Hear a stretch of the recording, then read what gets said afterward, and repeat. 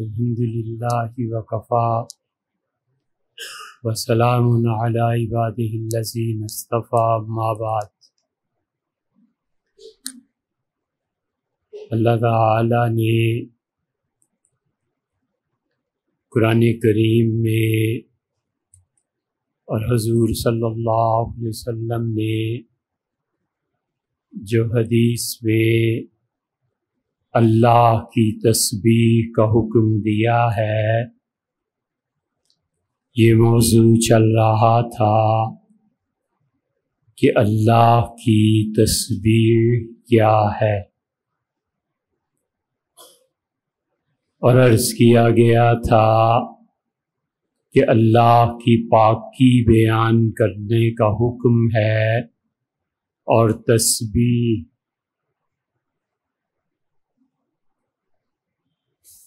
اصل میں کسی آدمی کا، کسی چیز کا تیرنا، جب وہ تیرتا ہے، سوئم کرتا ہے، تو اپنے جسم سے میل کچیل کو دور کرتا ہے، اور تسبیح کا مطلب یہ ہے کہ انسان اللہ کے لیے وہ جملے بولے کہ جو اللہ پر کافروں نے، مشرکوں نے الزام لگائے ہیں، اللہ کی ذات کو ان الزامات سے پاک کرے، اگرچہ اللہ خود ہی پاک ہے۔ ایک کافر اللہ پہ شرک کا الزام لگاتا ہے، مشرک، اور کافر یہ کہتا ہے کہ اللہ ہے ہی نہیں، تو اللہ کی ذات کا اقرار کرنا اور اسے نہ ہونے سے پاک قرار دینا، اس کو کہتے ہیں تسبیح۔ اور ایک یہ کہتا ہے کہ اللہ کی رشتہ داری ہے، جیسے عیسائی بکتے ہیں، تو اس سے پاک قرار دینا اللہ کو، یہ ہے اللہ کی پاکی۔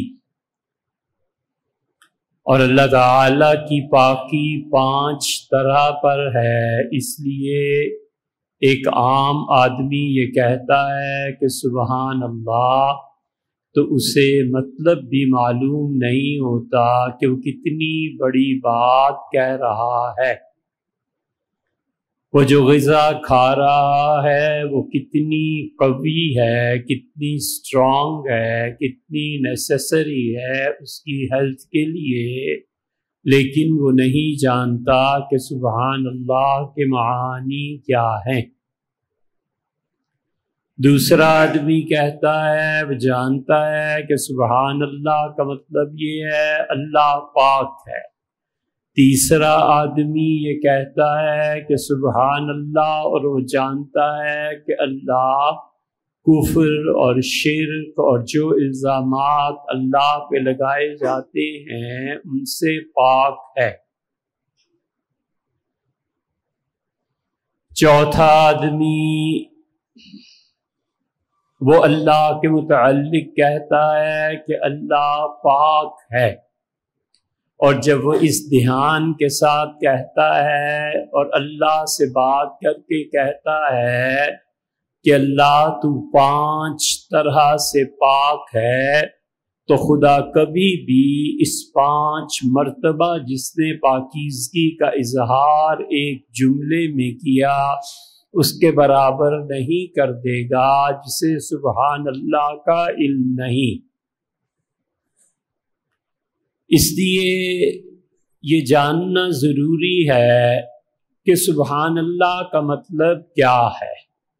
پچھلے 3 جمعے سے یہ بات چل رہی ہے، اور اس کے بعد ابھی حمد اور پھر اللہ کی تکبیر، یہ ساری باتیں سیکھنے کے لیے ہیں، تعلیم حاصل کرنے کے لیے ہیں، اور اگر تعلیم اس درجے کی نہ نبھے، نہ پسند آئے، تو کہیں اور جمعہ پڑھنا چاہیے، نفل پڑھ لینے چاہیے، خام خواہ وقت ضائع نہیں کرنا چاہیے۔ سو اللہ کی تسبیح 5 طرح پر ہے۔ سب سے پہلے اللہ کے نام کو پاک کرنا یا کہنا، پھر دوسرے نمبر پہ اللہ کی ذات کو پاک کہنا، تیسرے نمبر پہ جب اللہ کا نام اور ذات ہو جائے تو اللہ کی صفات کو پاک کہنا، اور چوتھے نمبر پہ اللہ کے افعال کو پاک کہنا، اور 5ویں نمبر پہ اللہ تعالی کے احکامات کو پاک کہنا۔ یہ 5 طریقے ہیں۔ جب ایک آدمی کہتا ہے کہ سبحان اللہ تو وہ 5 چیزوں کی بیک وقت نفی کر رہا ہوتا ہے، اور 5 طرح سے اپنے پروردگار کی پاکی کو بیان کرتا ہے۔ اس لیے حضور اقدس صلی اللہ علیہ وسلم پر جب نماز فرض ہوئی ہے تو آپ کیا ارشاد فرماتے تھے کہ اللہم انی ارکع، اے اللہ میں آپ کے لیے رکوع کرتا ہوں، اور یہ عرض کرتے تھے بارگاہ الہی میں کہ اسجد، اللہ میں آپ کے سامنے سجدہ کرتا ہوں۔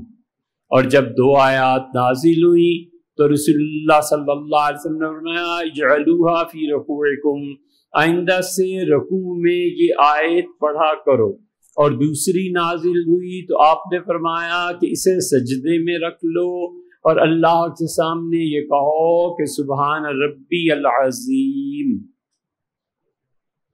سورہ واقعہ کی آخری آیت نازل ہوئی فسبح، اور تسبیح بیان کر اپنے پروردگار کی، تو آپ نے فرمایا یہ کہا کرو سبحان ربی العظیم، میرا پروردگار بہت عظمت والا ہے۔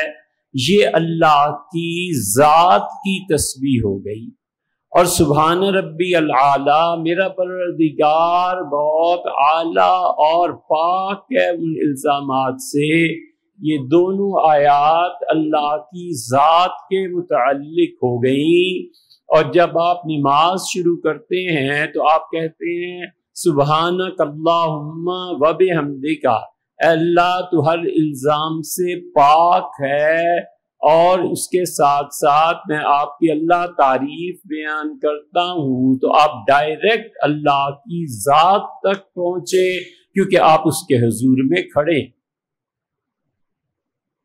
اس سے پہلے اللہ کے نام کی پاکی ہے، اور یہ تسبیح پہلے درجے کی ہے کہ جب کوئی آدمی کہتا ہے، جیسے کہ اللہ تعالی نے فرمایا سبح اسم ربک الاعلی، تیرا پروردگار جو بہت اعلیٰ ہے، انتہائی عظمت کے مقام پر ہے، اس کے نام کی تسبیح بیان کر۔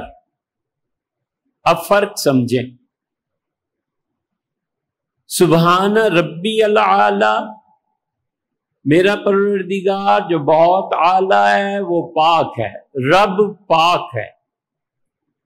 سبح اسم ربک الاعلی، اپنے پروردگار کے نام کی تسبیح بیان کر۔ تو نام اور ہے، ذات اور ہے، اگرچہ نام اور ذات ایک ہی ہے، اللہ ہی ہے، اس کا نام ہے، لیکن ایک ذات ہے، ایک نام ہے، ایک صفت۔ تو اللہ تعالی کا مطلقاً نام اللہ، یہ پاک، اور اس کے پیچھے کیا ہے، اس کے ساتھ کیا ہے، وہ اللہ کی ذات ہے۔ آپ ذات کی پاکیزگی الگ بیان کرتے ہیں، نام کی پاکیزگی الگ بیان کرتے ہیں۔ تو پہلے درجے سے آج بات ہو رہی ہے کہ سبح اسم ربک الاعلی، اپنے پروردگار کے نام کی تسبیح جپنا صحیح لفظ ہے ہندی کا، بار بار اسے لینا، تکرار کرنا، بار بار اس کا نام لیے جانا۔ اللہ تعالیٰ نے قرآن میں کئی جگہ اپنے ذات اور نام میں فرق کیا ہے، آپ اس کو غور کیجئے گا۔ سبح اسم ربک الاعلی، اپنے پروردگار کے نام کو پاک کر۔ تبارک اسم ربک، تیرے پروردگار کا نام برکت والا ہے، اس کے نام میں بھی برکت ہے۔ سبح اسم ربک العظیم، اپنے پروردگار کی جو بڑی عظمت والا ہے نام کو پاک کر۔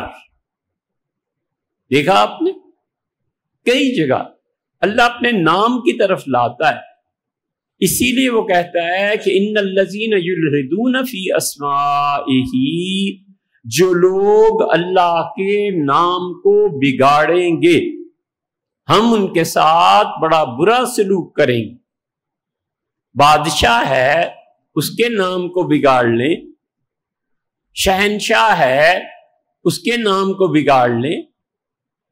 یہ جو کم عقل لوگ ہوتے ہیں، یہ جن کو بولنے کی تمیز نہیں آتی، جیسے ہماری قوم ہے، تو یہ لوگوں کے نام بگاڑ کر خوش ہوتے ہیں، اور یہ بگاڑ اس حد تک چلا جاتا ہے کہ معاذ اللہ، استغفر اللہ، حضور صلی اللہ علیہ وسلم کا نام لینا توہین سمجھتے ہیں۔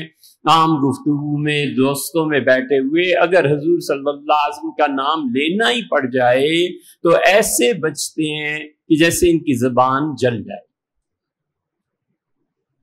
بنیادی وجہ کیا ہے؟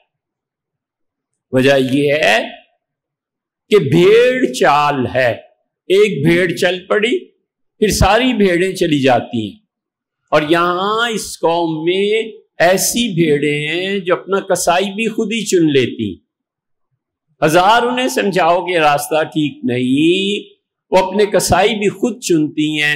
ایسی قوم ہو گئی کہ بھیڑیں اور کسائی بھی اپنا خود چن لیا، تو اب تم اپنی تباہی کے خود ذمہ دار ہو۔ اللہ کہتا ہے میرے نام کی پاکی بیان کر۔ جب خدا کہتا ہے تو اس کا مطلب یہ ہے کہ اللہ کا نام بگاڑنا نہیں، وہ قطعاً اجازت نہیں دیتا کہ کوئی اس کا نام بگاڑے۔ عبداللہ ہے، عبداللہ کہنا یہ اس کے نام کا بگاڑ ہے۔ اس لیے ایک اور مقام پہ اللہ فرماتے ہیں کہ دیکھو مجھے پکارو، الاسماء الحسنی، اچھے ناموں سے مجھے یاد کیا کرو۔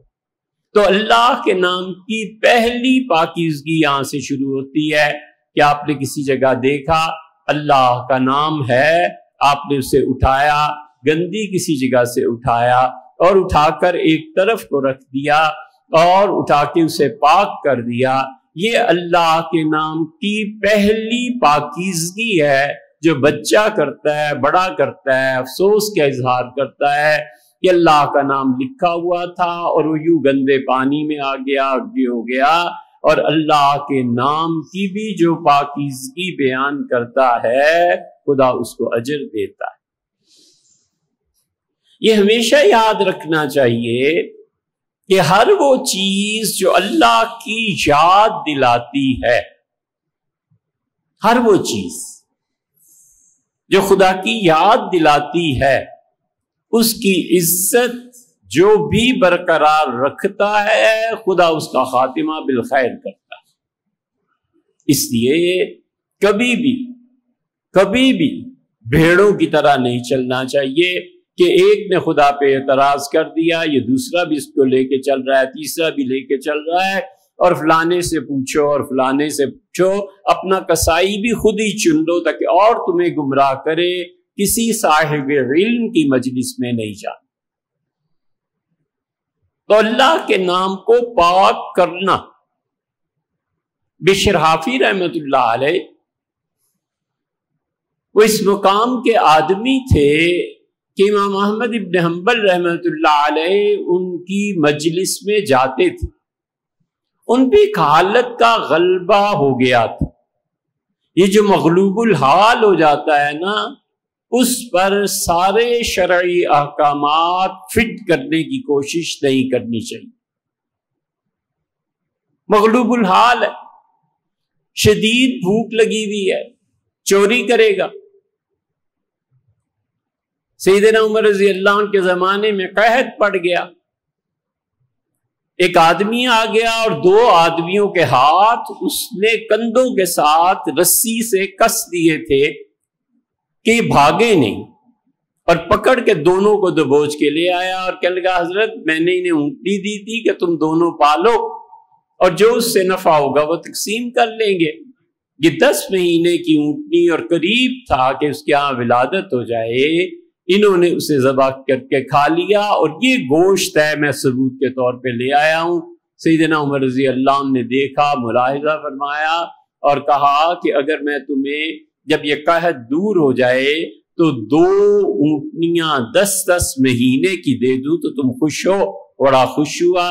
اس نے کہا حضرت میں اس بات پہ راضی ہوں۔ جب حضرت نے یہ بات سنی رضی اللہ عنہ نے تو وہ بھی خوش ہوئے اور فرمایا کہ تمہیں پتہ نہیں ہے اس تنگ دستی میں ہم لوگوں کے ہاتھ کاٹ بھی نہیں سکتے، اور ویسے بھی تمہیں پتہ ہی ہے کہ میں ان چھوٹی چھوٹی چیزوں پہ، کھجوروں کے ایک خوشے پہ، انگوروں کے گچھے پہ ایسے تھوڑی ہے کہ میں لوگوں کا ہاتھ کاٹ۔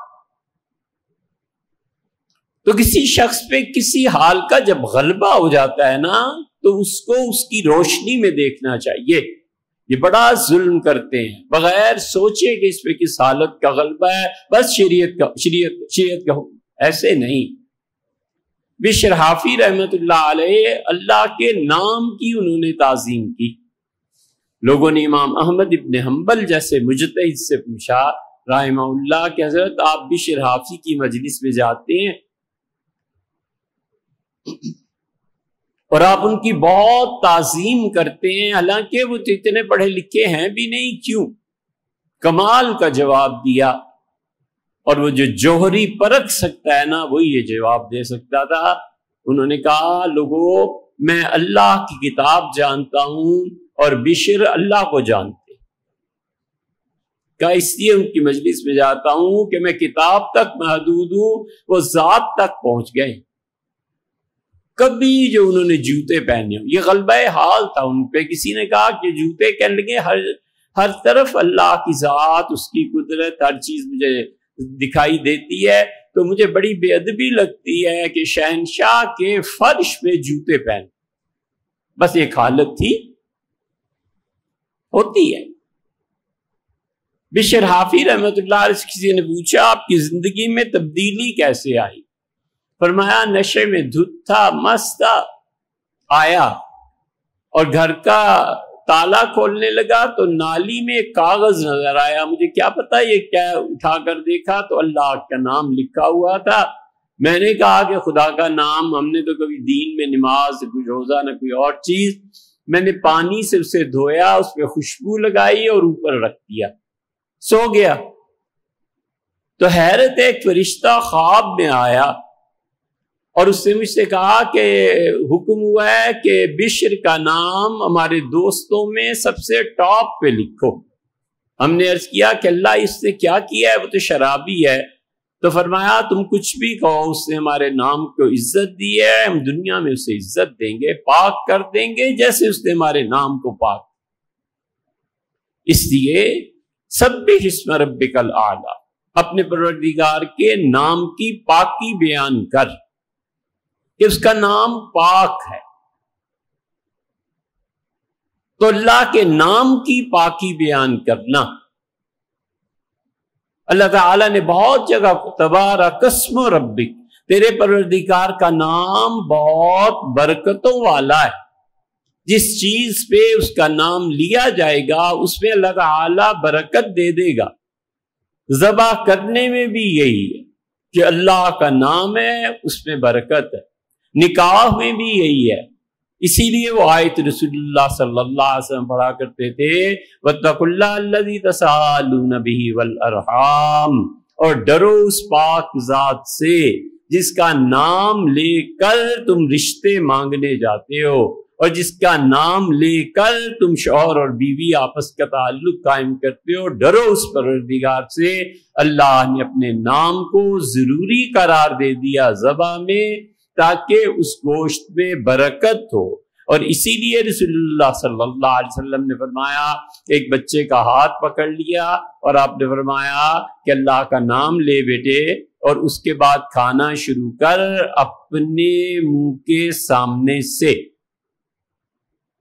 اسی لیے شریعت سکھاتی کہ چاولوں کی پرات ہے، اب یہ تھوڑا یہ کہ اوپر سے چمچہ چاول ڈال لی، نہ، اس کے کناروں پہ آنا ہے، کنارے سے چاول نکالنے ہیں۔ حضور صلی اللہ علیہ وسلم نے فرمایا جس کھانے کی چوٹی باندھ دی جائے اس چوٹی کو نہ چھیڑو، برکت اس پہ نازل ہوتی۔ یہ ادب ہے، یہ سوسائٹی میں رہنے کا طریقہ ہے، یہ تہذیب ہے۔ یہ بد تہذیبی تھوڑا ہی ہے کہ چمچہ اٹھایا اور چاولوں میں گھسیڑ دیا، اسے پتہ ہی نہیں ہے کہ حضور صلی اللہ علیہ وسلم نے چاولوں میں، حلوے میں، کسی چیز میں بھی چوٹی بن جاتی ہے، منع فرمایا کہ اس کو نہ چھیڑنا، اللہ اس پہ برکتیں نازل کر۔